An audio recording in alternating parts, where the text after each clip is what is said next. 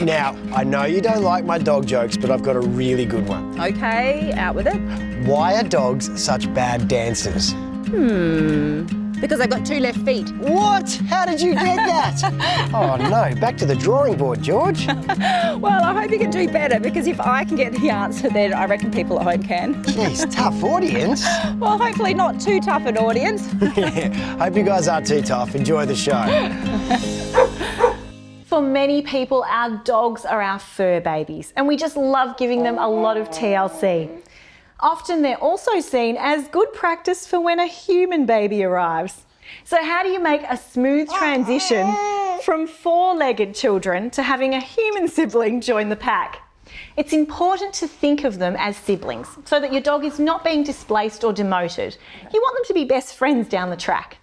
When you first bring your baby home, things can be quite stressful, and it does take some getting used to. So if your dogs are happy staying at a friend or family member's place, it can help you and the baby settle in. It's also a good time to put on a dog-appeasing pheromone collar to help keep the dogs calm during the transition. Mia and Monty had a sleepover for a week at my parents' house, so when they arrived back home, it was a calmer environment and less of a change for them. It's important to give them a piece of the baby's clothing straight after the birth, which will give them plenty of time to get used to the smell. Playing a CD with sounds of a baby crying while you're pregnant can also help desensitise your dogs. Monty and Mia can even interpret Luca's cries accurately. When he's really upset, both of them come running to make sure he's okay, diligently licking his toes and bringing him toys to try and cheer him up. When it comes to the first physical introduction, my recommendation would be for the baby to be in another room with a partner or friend, so mum can greet the dogs properly, as they'll be really eager when she comes home. Then once they've calmed down, bring Bubs into the room, all the while talking to the dogs reassuringly and in a happy tone. You could even give your dogs a treat at that time. You want to make sure that there's a positive association between them and the baby. When the baby is getting lots and lots of attention, it's important to praise the dogs. The more they're rewarded, the more positive they'll feel about the new situation. Upon introducing them, gauge your dog's reaction first. Let them smell the foot, and then gradually, on their own terms, they can work their way up to smelling the rest of the baby. However, if you're unsure about how your dog will react, it's worth having a qualified behaviourist work with you before the introduction. Remember, babies and dogs should never ever be left unattended. Dogs can accidentally walk on, knock or even scratch a baby without any intention of hurting them. Also, babies can't read dog body language and can be quite rough and annoying. Even the most placid fur kid may have warned your baby many times with a snarl or a turn back, and if they can't escape and the prodding continues, your dog may have no other choice but to nip the baby. Involving your dog in their routine, especially night feeds, can be a saviour, as it makes you and them feel less isolated.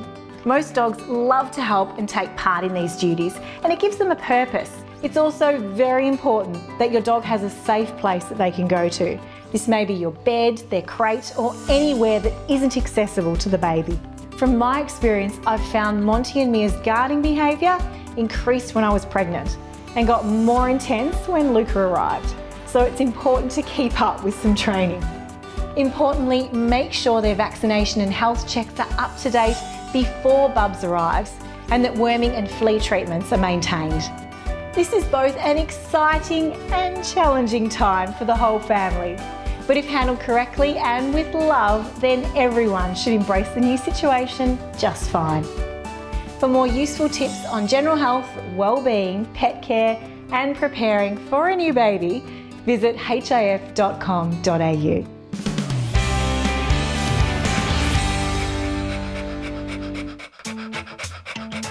Twice voted Australia's most admired woman, Ita Buttrose is definitely the grand dame of Aussie media. She's also a fellow dog lover and joins us today with her beautiful Groodle Cleo. Ita, welcome. Thank you. So, a Groodle, what kind of pet is It's a golden retriever poodle cross. Oodles. There's lots of oodles around. Lots of oodles, but this is a really good breed because she's got the nice nature of the retriever and she's smart like a poodle. And she doesn't shed? Only the tail, and that's the most golden retriever part of her. It's a lovely haircut for summer. Yes, she likes a clip. Now, you're a wonderful dog lover and you're also giving back to the dog world. You're an ambassador for the Golden Hearts Pet Foundation. Yeah, the Pet Support Program, which is run by the Queensland Animal Welfare League, and it's a program for over 65-year-olds. You know, older people often think they can't manage a dog, or they get worried if they become ill, they won't know what to do with it. Well, if they become ill and have to go to hospital for a bit, the program will support the pet. We'll make sure the pet's in a good home.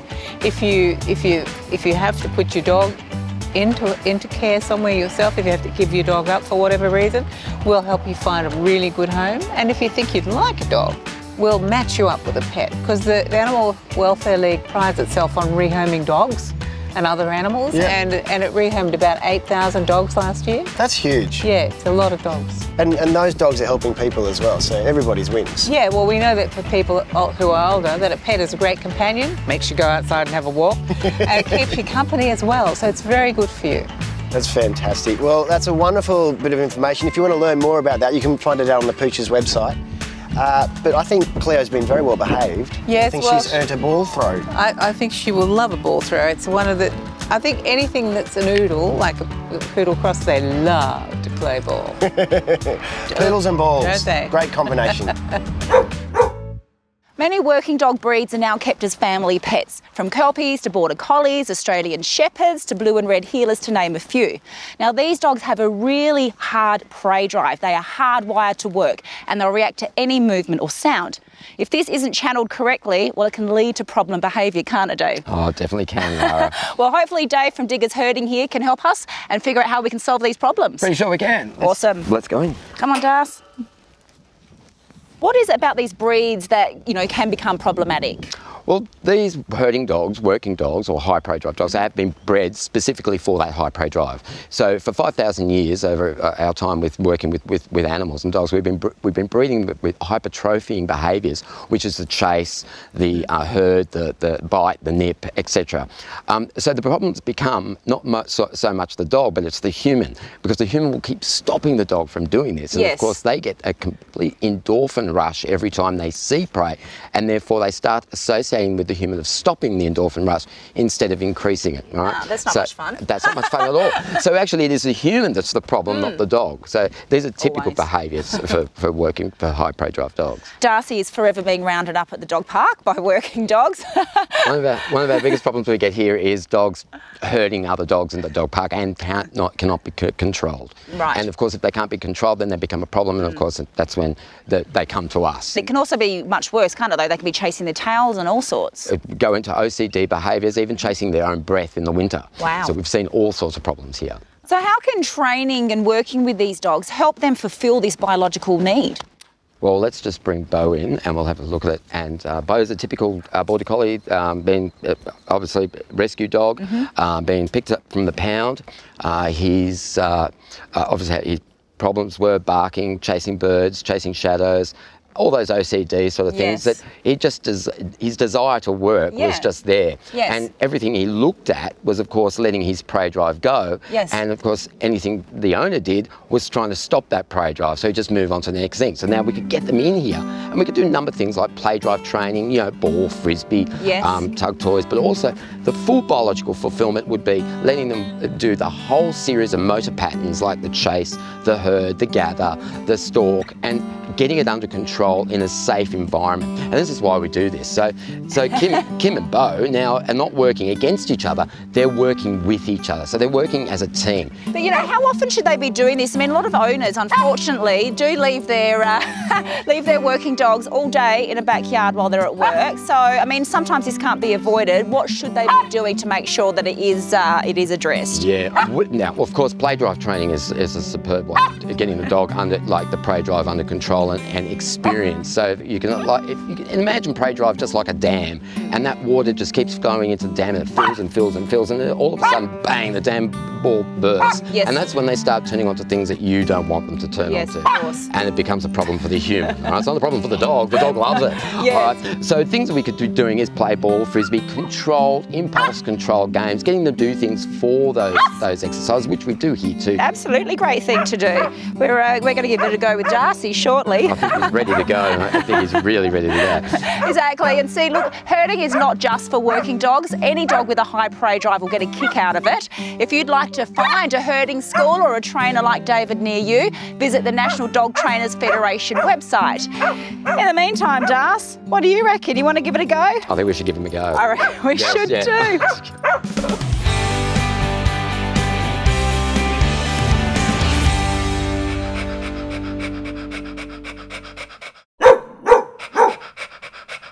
The food we feed our dogs can have a huge impact on their overall health. Some diets can assist with overall wellness and promote good joint, bone, teeth and skin health, while others do very little to achieve a complete balanced diet. Mick, you've been in the dog food industry for 13 years now. What are today's pet parents looking for in dog food? And today, pet parents are really demanding the same qualities in their pet's food that they see and what they feed themselves. In particular, familiar ingredients and its nutritional value. They're really also looking for authentic brands and ensuring that labelling is transparent so they can see exactly what's going into their food and what's not going into their food. One of the other trends that's really becoming popular is understanding where the food comes from and how sustainable those ingredients are, and any type of environmental practices that go into how the food is actually made. A lot of pet food packaging is very confusing. What are you guys doing to help customers out? That's a good point, because clean and easy packaging really plays a vital role in building and supporting brand trust. Claims on the pack are just as important as its design, so people are really looking for a decluttered, clean message through the packaging today. Lots of brands out there can use a type of term like all natural or balanced, but it's really the ingredient list that tells the true story. So Glow's a new pet food brand that's exclusive to Petstock. Tell us what you guys are doing with that. Yeah, we're really excited about Glow. It's a 100% Australian made and owned brand with at least 93% of its ingredients sourced from Australia. It's really committed to reducing its environmental paw print. So it uses a unique blend of novel proteins, novel ingredients and vitamins and minerals that really focus on sustainable elements. So in Glow you'll see the use of ingredients like lupins and beans, and they're plant-based proteins which are really sustainable. And then there's also the inclusions of superfoods, in particular chia seeds. That's an amazing grain because it's non-soy, non-GMO, gluten-free, allergen-free, and it's really sustainable, as well as delivering really important omega-3 fatty acids. I had my chia seeds this morning. Oh, good man. The range is available across all of the key life stages for a dog, so puppy, adult, and mature 7+. What's really cool is that if a dog's got a few kilos to lose, they can use the mature 7+ because it's reduced in calories. If people want to give Glow a go, what do they need to be aware of in changing their dog's diet? That's a really important question because most people don't actually transition correctly. Transition phase should take about 5 to 7 days. With each day you slowly mix a little bit more of the new food in with the old. It's perfectly common to see a little bit of excess stool as you're transitioning, and that generally lasts for a week or up to 2, but then the dog settles, and by week 4 you start to see skin and coat improvements. So making sure you follow that transition process is really important. Where can people find Glow? Glow's exclusive to Petstock, and it's available through all of our outlets nationwide, as well as in New Zealand. It can also be ordered online, but we absolutely encourage pet parents to come into a store, speak to our friendly staff and get the best recommendation fit for their dog's needs. Fantastic. Well, all this talk of healthy, nutritional, tasty food's got me hungry. Let's go grab a bite. Let's go. For discerning pet owners, it has become increasingly difficult to know what establishments openly welcome our furry companions. If you're planning a holiday and want to take your pet along for the ride, then head to takeyourpet.com.au. Take Your Pet provides animal owners with a simple, easy-to-navigate solution to searching, finding and choosing the next adventure with their four-legged friends. With over 12,000 pet-friendly businesses on their database, you're spoilt for choice and will easily be able to find the best pet-friendly establishments for your needs. From accommodation listings and restaurants to things to do and see, Take Your Pet is a leading online destination for all things pet-friendly travel in Australia. This week's Take Your Pet feature properties take you from the country to the coast. With the perfect blend of idyllic surrounds and inner city convenience, you'll feel a million miles away at Reflections Holiday Park's Coffs Harbour. Teeming with wildlife, lush shady greenery and direct water frontage onto Coffs Creek, there's no better place to explore the region. The dog-friendly beach is just a short drive away, or take the scenic route along the Coffs Creek Walk. You can hire a kayak or drop in a line and see what's biting. Centrally located in Pecolbin, New South Wales, Misty Glen Cottage is the ideal base from which to explore the Hunter Valley. Set in a secluded part of the Misty Glen vineyard, the cottage is just a short stroll from the cellar door. With its own 1 acre private garden, it's the perfect place to sit back and enjoy a glass or two of the local drop. There's a fully equipped kitchen, 3 bedrooms, barbecue and fenced garden for your pooch to play in, making Misty Glen Cottage ideal for families or small groups or friends. For more pet-friendly accommodation ideas, visit the Take Your Pet website.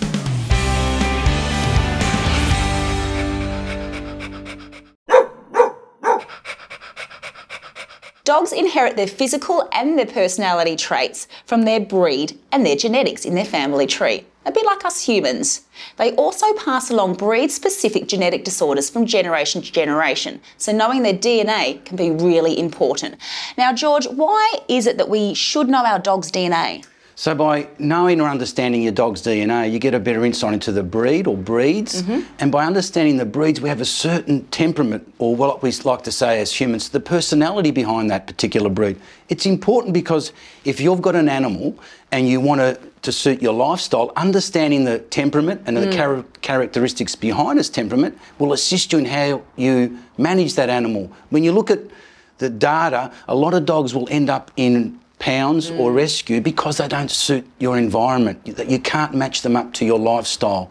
So behind every breed is a particular characteristic, just like there is in Darcy here. And we're able to sort of manage it, whether it's a couch potato, whether it likes to hound and sleep a lot, whether it likes to retrieve a ball. They're all important things when it comes to how you look after your particular animal. And they can also, like the genetics and the breed, also play a big role in the behaviour of our dog too, don't they? Correct. So around about 80% to 90% is genetic, so that behaviour is what is in that breed, and the rest is probably caused by environmental factors. And that's what we as trainers really tap into, because we've got that little window of opportunity. Knowing what a dog's breed is, we can then tap into what their instinct might be, and if there's a problem behaviour, then we can use that knowledge and we can divert it in another way. Right. Correct. Now, I'm very excited because we get to find out Darcy's real breed today, but we'll go to that later. What I want to know is, I did swab this around his mouth and pass it on to you. What happens then, and how does it help us understand even what genetic disorders they might be predisposed to? So one of the other things we're able to do from its genetics and its breeds is determine what diseases are specific for that breed. So if you look at genetic testing in 1989, there was one single genetic disorder for dogs. Today, we can screen for close to 230 specific genetic disorders, which covers 300 breeds. So we're almost able to tailor a personalised medicine or life plan for Darcy, just like we do in humans. So it's really important to know. Now, on Darcy's microchip, it says he's a Maltese cross toy poodle. I've doubted that along the way because he just seems to have he does have a lot of terrier tendencies. A fine example is what he does with the ball here. So you're going to show us and we're going to find out. So the curiosity factor, you thought maybe Maltese, yeah, poodle. look, I kind of wasn't sure about the Maltese. Toy poodle, yeah, he's got the smarts of a toy poodle, definitely. The way he runs, I thought maybe a bit of Italian greyhound. Some of his mates on Instagram that look like him are Chihuahua mixes. So I reckon there could be a bit of that in there. And I was thinking Jack Russell has got to be in there as well, just because of what he does. Well, Lara, you're perfect at Guess the Breed. You've almost got it 100%. But let's have a look at the results. I think you've done really well. And I'd like to just say, by looking at him, it can be hard. Most people tend to guess their breed by looking at him. I mean, Maltese cross toy poodle, really? But you've basically tried to put all that together through his behaviour. Yes. So let's look at what we got. Darcy is in fact a grandparent level Maltese, grandparent level poodle. The smarts, yes, very highly intelligent. great-grandparent level of a Whippet. Ah, So Italian Greyhound Whippet. Yeah. And there's the Chihuahua. Yes, there's the Chihuahua, the mighty Chihuahua. And then he had some unknown, which was the Terrier. Okay. So yes, no Jack Russell, maybe. all that Terrier in there. Yes. So you've done quite well. I'll give you a 9 out of 10. There we go. Well, that just goes to show that Darcy's behaviour is true to his genetics. Great, so now this really does help me understand why he does what he does, why he runs so fast, why he destroys balls, and just why he's just so smart. So maybe when you're at the park next time and someone asks you what breed is, you'll have to sit there and go, well, he's a Maltese, Poodle, Whippet. Maltese, Chihuahua, and unknown. Whippet, and a bit of unknown. What I want to know, so what's this one? This looks a bit like Darcy. He's a little friendly little dog we have in. We stick by the window sometimes. Breed unknown. Very cute. Well, thank you for that. That is really great to know. Look, for $120, that is money well spent. So if you'd like to order a DNA kit and find out more about your dog, visit the GumiPets.com website or go onto your pet stock store. Thanks, George. Thank you, Lara. Yay, how exciting, Darcy. Yay. Would you like to win a Pawsome prize pack valued at $3,000 for you and your furry friend? Thanks to our wonderful partners, one lucky viewer is going to win a $500 Pet Stock gift voucher, a year's supply of Glow dog food, $500 worth of Big Dog pet products, a year's supply of Vita Pet treats, $200 worth of Gumi pet products, and for you, an amazing $500 massage and wellbeing voucher from HIF. All you have to do is tell us the name of a dog that has appeared in one of our Pooches at Play segments and why your pooch deserves to win. It's that easy. We also have 10 $50 Pet Stock gift vouchers with a Take Your Pet travel pack to give away for runners-up. To enter, visit the Pooches at Play website. Did I tell you I went to this new zoo last week? No, how was it? It wasn't very good. It only had one dog. Really? Yeah, it was a Shih Tzu. Okay. All right, I'll give you that one. They're pretty good. I reckon I got a future in stand-up comedy. Okay, well, one joke does not make you Seinfeld.